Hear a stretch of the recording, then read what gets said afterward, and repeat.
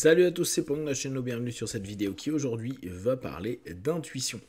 Beaucoup de mes partenaires reviennent sur ce sujet avec un ensemble de sessions et c'est assez intéressant parce que on peut s'apercevoir assez souvent que plus on s'ouvre sur soi-même, plus on est dans la connaissance de soi, plus on est dès lors apte à écouter sensations, émotions, voix intérieure, pensées, etc.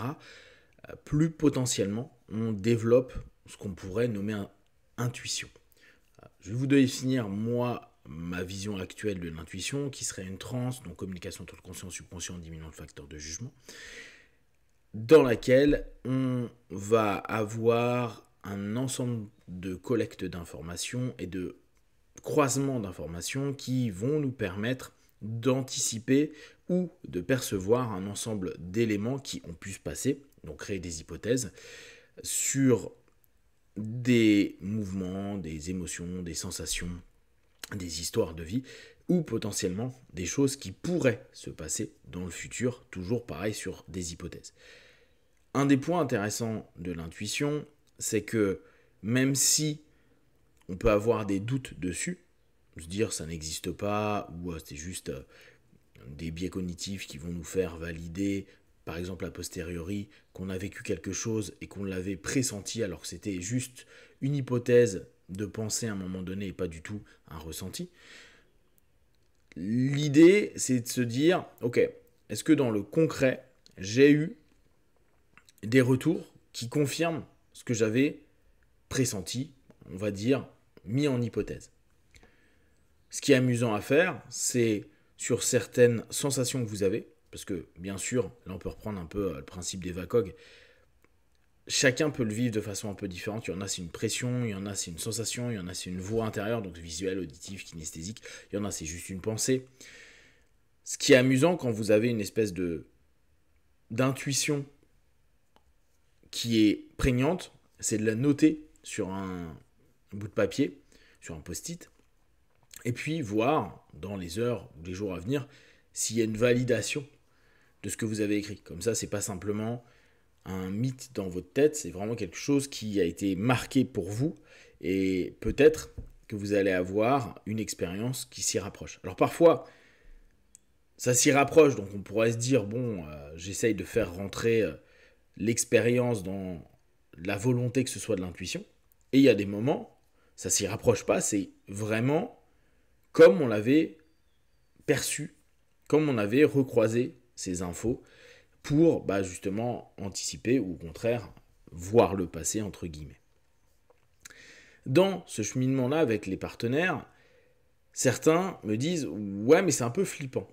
C'est un peu flippant parce que on pourrait arriver à se dire qu'on a la possibilité de voir un futur et on arrive un petit peu sur des notions déterministes. La vie est déterminée en amont et de toute façon donc tu peux voir le futur parce que tout est déjà écrit. Et je trouve que là, le retour est intéressant parce que ça crée chez certaines personnes un malaise.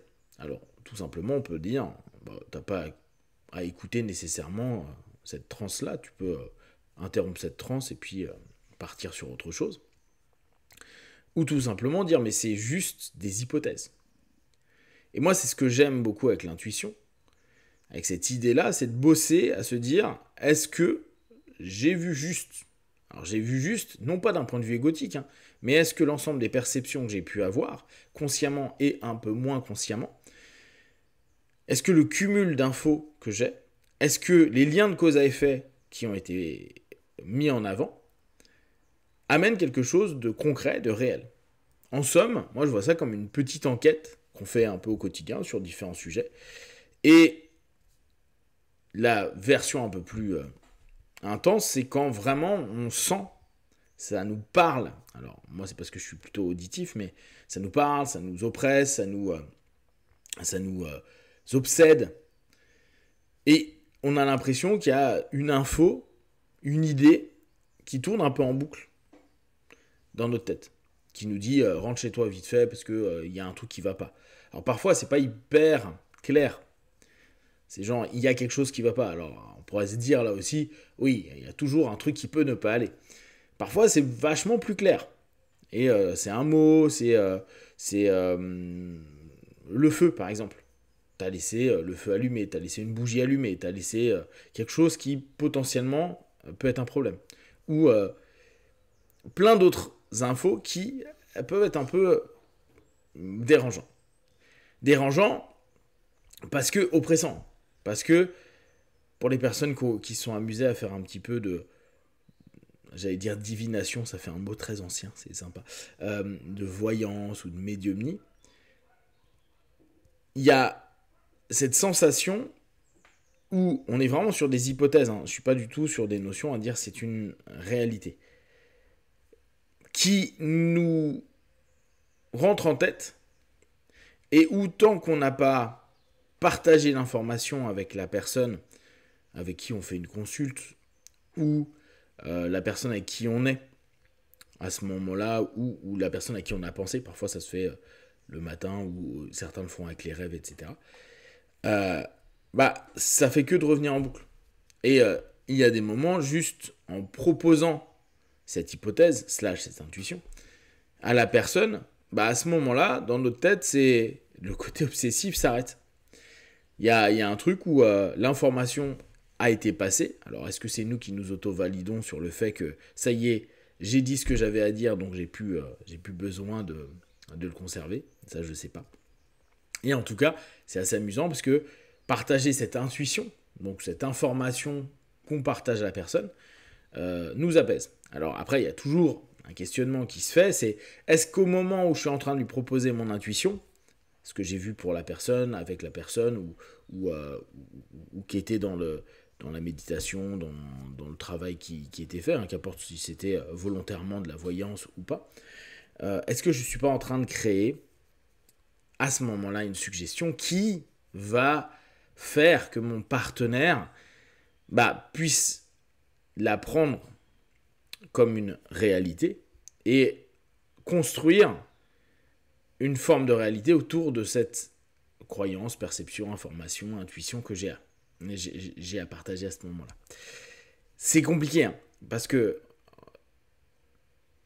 si, admettons, nous en tant que personne qui propose une intuition, ou admettons un médium ou un voyant, il dit je vois ça, la personne est en attente, elle est en réception, elle est allée voir une personne qui est potentiellement quelqu'un qui a une référence pour elle, ou en tout cas qui est assez doué pour l'accompagner, sinon on aurait cherché une autre personne.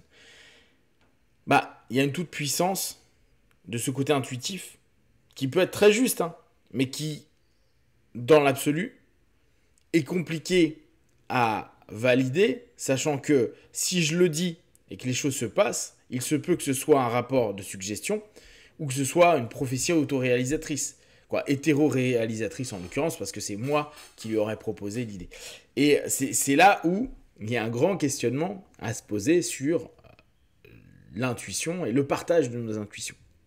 En tout cas, quand vous êtes en train de vivre des intuitions, vraiment, jouez avec. Ne prenez pas cela trop à cœur.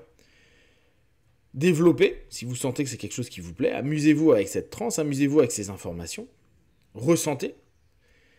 Et plus vous allez avoir de succès, plus vous pourrez vous dire, tiens, je peux faire confiance à cette voix, à cette pression, à cette idée, à ces pensées, à ces sensations que j'ai à ce moment-là. Et vous allez voir, ça peut être utile pour des petites choses. Ne pas aller à tel endroit à tel moment, éviter de s'approcher de telle ou telle personne, éviter de faire un deal avec telle personne, prendre plus attention à telle personne. Des petites choses qui, dans le quotidien, permettent vraiment d'avoir une espèce d'expérience plus sympa de notre vie, parce que ça nous évite pas mal de problèmes, ou ça nous permet d'anticiper certains éléments ou certains comportements qui pourraient, à court moyen terme, nous poser problème. Si vous aimez travailler sur l'intuition, je vous rappelle que j'avais fait un petit essai gratuit qui s'appelait Hypnose et Intuition. Il est sur mon site internet. Si vous en avez besoin, je remettrai le lien sous la description. Bien sûr, si vous avez des questions sur le sujet, et là encore, c'est qu'un petit point de vue, n'hésitez pas à partager sur Facebook, YouTube. J'y répondrai le plus rapidement possible. Comme d'habitude, de tout ce que je propose, ne prenez que ce qui est bon et juste pour vous. Tester, observer, analyser et conclure. Be one. Ciao.